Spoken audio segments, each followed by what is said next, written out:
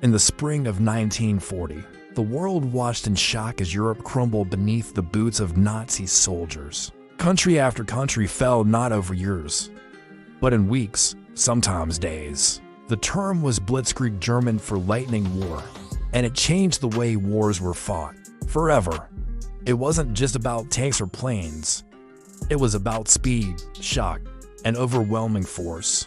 The relentless speed of the attack caused chaos behind enemy lines. Though outmaneuvered in France, British forces managed a miraculous evacuation at Dunkirk, rescuing over 300,000 troops from the beaches while under constant German bombardment.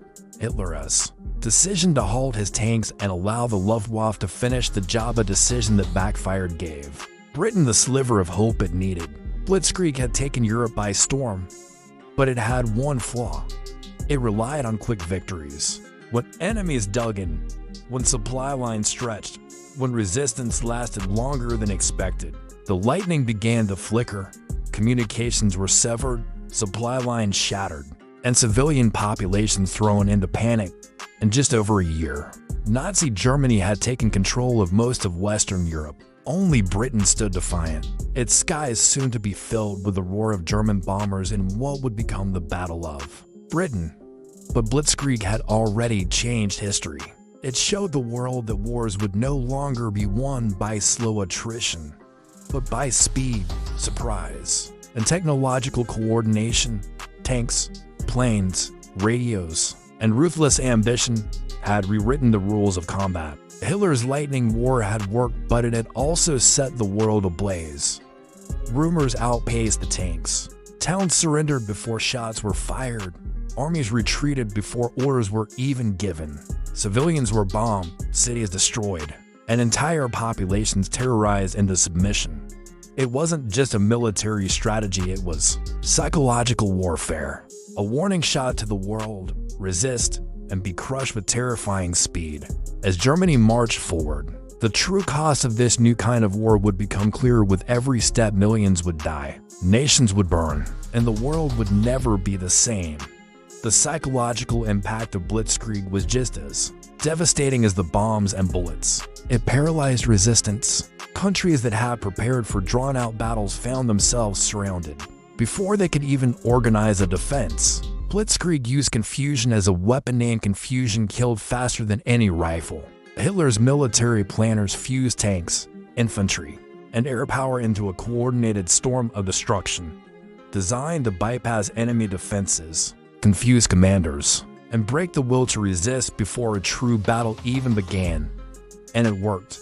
When Hitler invaded Poland in 1939, the world thought it might be a replay of World War I trench warfare, long battles, drawn-out stalemates. But Blitzkrieg was something else entirely. Within just 5 weeks, Poland was conquered, split between Germany and the Soviet Union like a butchered carcass. The world gasped, but many assumed the chaos would stop there. They were wrong. In April 1940, Nazi Germany struck again, this time against Denmark and Norway. Denmark surrendered in just 6 hours, making it one of the quickest defeats in modern history. Norway put up more resistance, but within 2 months, it too was under German control. Then, in May, Hitler turned west toward the heart of Europe.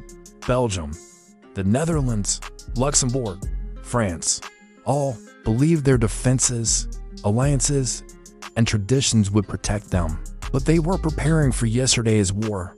Germany was already playing a different game. The French believed their Maginot Line, a massive line of fortifications on the German border, would stop any invasion. But Hitler simply went around it, slicing through the Ardennes forest, a region the French had wrongly assumed was impassable for tanks. In a stunningly fast and coordinated move, German panzer divisions, supported by dive-bombing Stukas and swarms of infantry, broke through weak spots in the Allied lines and spread like wildfire. The Netherlands surrendered in 5 days. Belgium followed in 18.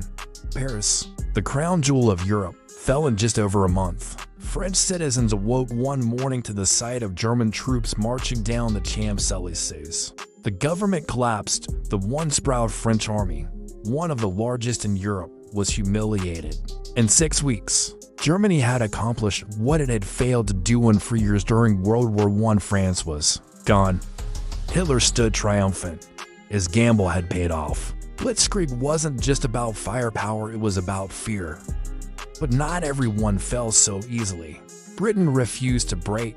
Still, for the moment, Hitler seemed unstoppable. Behind the battlefield brilliance was a darker truth. Blitzkrieg was built on brutality.